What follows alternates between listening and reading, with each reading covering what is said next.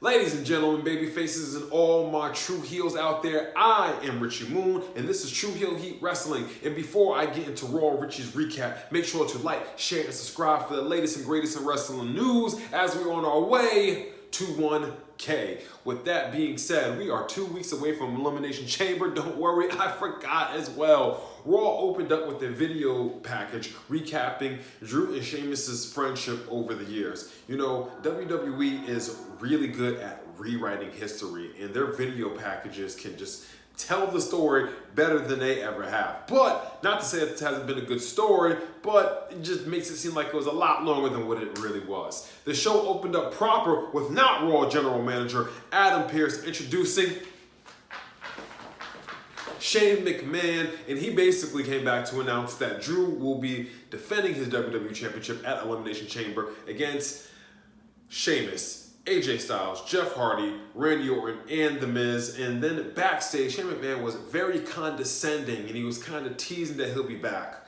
And it's WrestleMania season, and he's teasing that he'll be back.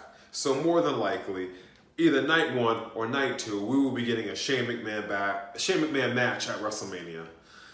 Sigh. You know, it would have been nice if we had some qualifying matches for the Elimination Chamber, just like we had for the Royal Rumble. But, you know, who cares about momentum? Haha, momentum. A word that the Raw commentators use at least 2 out of 3 hours that Raw ran last night. So, you know, and it's ironic that it's easier for them to say momentum than for them to actually give someone momentum. Next up, we had AJ Styles versus Jeff Hardy, where AJ Styles worked over his ankle and made Jeff Hardy tap at the end with a calf crusher. Who remembers TNA 2010? Next up, we had The New Day with a returning Kofi Kingston versus Slapjack and T-Bar. And, you know, after Xavier Woods beat Ali last night, this momentum out of this feud is just completely flattened out. No matter how good Mustafa Ali's promos are on Raw Talk after, this feud kind of feels like it's been flattened out. We all wanted to see Kofi versus Mustafa Ali, and that match is probably going to happen, but you shouldn't have had Ali lose on the way up. He's the big boss at the end of the game. You don't beat the big boss on the 3rd level, but hey, momentum. This is my WWE, please be more creative face. And this, oh yeah, you know what that is. But Ric Flair was up next, and he announced that he was managing Lacey Evans. Okay, so I guess he's not banging her. Maybe he is banging her. I'm not sure. That's totally Charlotte Flair's new stepmom, though.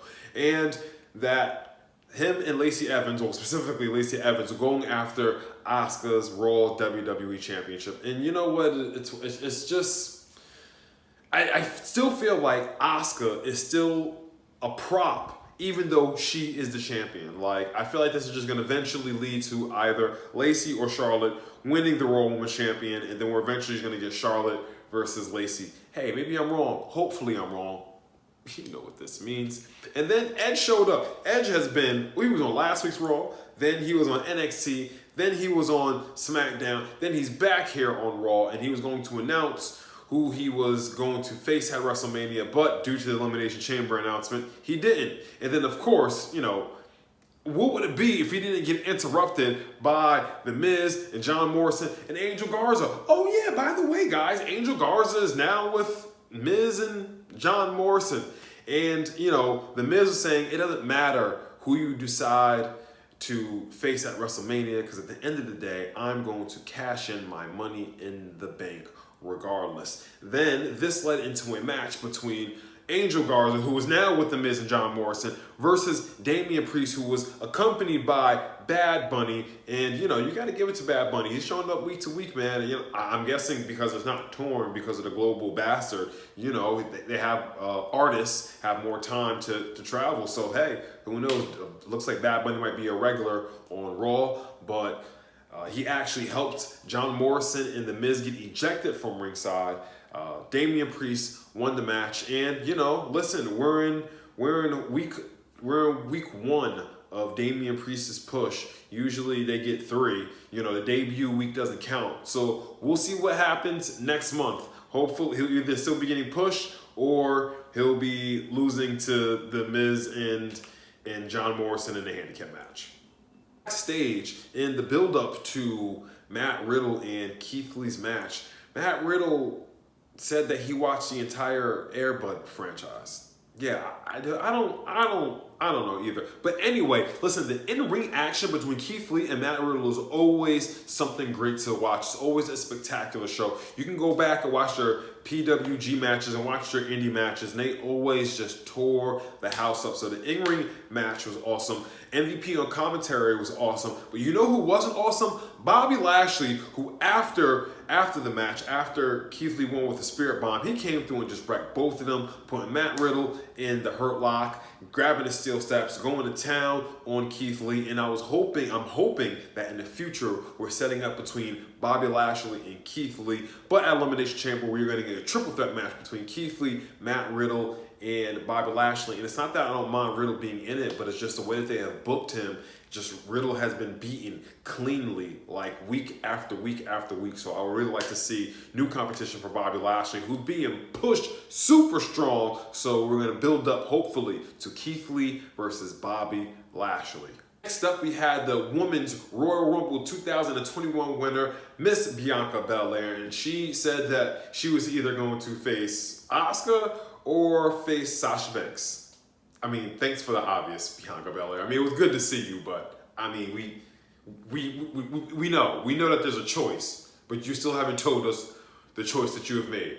But hey, thanks for showing up. So next up, we got Lana versus Nia Jax in a tables match. And I mean, listen, this match would have been great like 3 months ago when that rivalry was going on, but it seems like WWE just has selective amnesia, and then they pick this rivalry back up like nothing ever happened. But listen, if for nothing else, this match is an instant classic because when Nia Jax missed a leg drop on the apron, the hardest part of the ring, obviously, she screamed, "My hole."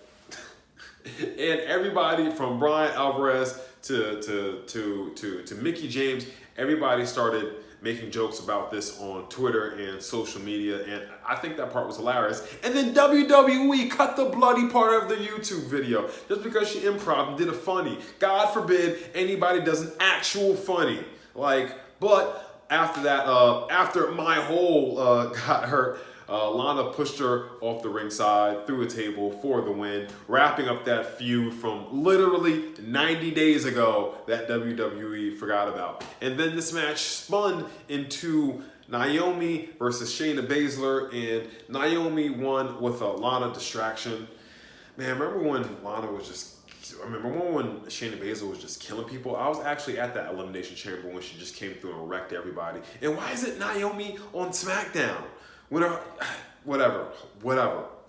And so for the main event, to keep up everybody's momentum, because that was just the theme of the night, because at this point they have said it 444,000 times, we got Randy Orton versus Drew McIntyre for the first time in 2021. This match was dubbed Unfinished Business. What unfinished business did they have?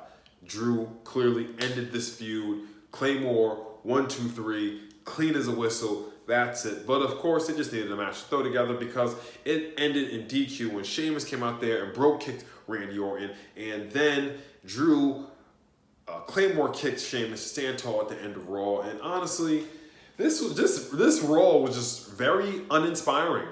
I mean, the Raws the last couple of weeks have just been very uninspiring. It's just, come on, you guys know what this face is. You guys know what this face is. But with that being said, this Raw was just, I mean, it wasn't horrible, but it wasn't good. Just these repeat matches. Raw sometimes really feels like it's running on a treadmill. It's moving, but it's not going anywhere. It seems like they just remembered that the Elimination Chamber was happening, so they kind of just threw together stuff.